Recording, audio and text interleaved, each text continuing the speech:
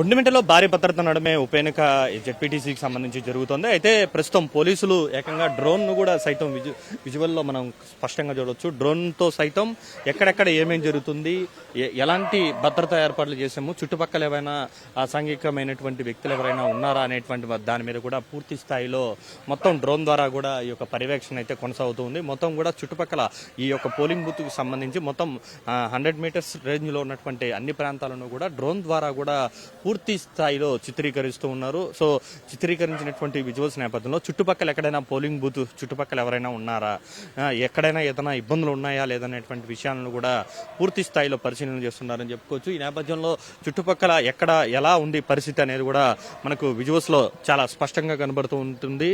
అంటే ఈ యొక్క బూత్కి సంబంధించి మొత్తం చుట్టుపక్కల ఆ పక్క ఈ పక్క 100 మీటర్స్ రేంజ్లో ఎలా ఓటర్లు వస్తున్నారు, ఎక్కడి నుంచి వస్తున్నారు అనే దాన్ని కూడా మనకు చాలా స్పష్టంగా చూడవచ్చు.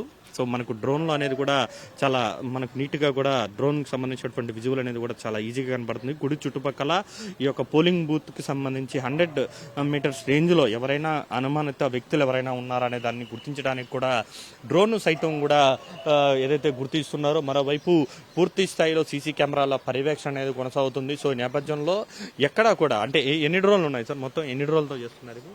ఇక్కడ మొత్తం 3 డ్రోన్లు వచ్చాయి సార్. మన పోలీస్ వాళ్ళ డ్రోన్లో 3 డ్రోన్లు వచ్చినాయి సార్.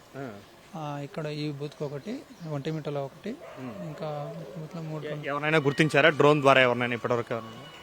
లేదు సార్, ఇప్పుడు స్టార్ట్ చేసినప్పుడు. సో ఇప్పుడే స్టార్ట్ చేశారు. మొత్తం డ్రోన్ ద్వారా చుట్టుపక్కల 100 మీటర్స్ రేంజ్ లో కూడా ఈ యొక్క డ్రోన్ ద్వారా కూడా ఈ యొక్క భద్రతా పర్యవేక్షణ అనేది కూడా కొనసాగుతుంది. సో అత్యంత ప్రతిష్టాత్మకంగా తీసుకోవడంతో ఇటు పులివెందులు కావచ్చు, ఇక్కడ ఒంటిమిట్ట కావచ్చు, ప్రతి చోట కూడా ఈ డ్రోన్ ద్వారా పెద్ద ఎత్తున ఈ యొక్క ఏదైతే డ్రోన్ ద్వారా కూడా ఈ యొక్క పర్యవేక్షణ అయితే కొనసాగుతుంది. ఎక్కడ ఎలాంటి ఇబ్బందులు కూడా కలగకుండా అయితే పోలీసులు అయితే అన్ని రకాల పటిష్టమైనటువంటి చర్యలు అనేది తీసుకుంటున్నారనడానికి ఈ యొక్క డ్రోన్ ద్వారా పర్యవేక్షణ చేయడం కూడా ఒక ఉదాహరణగా కూడా చెప్పుకోవచ్చు మనం.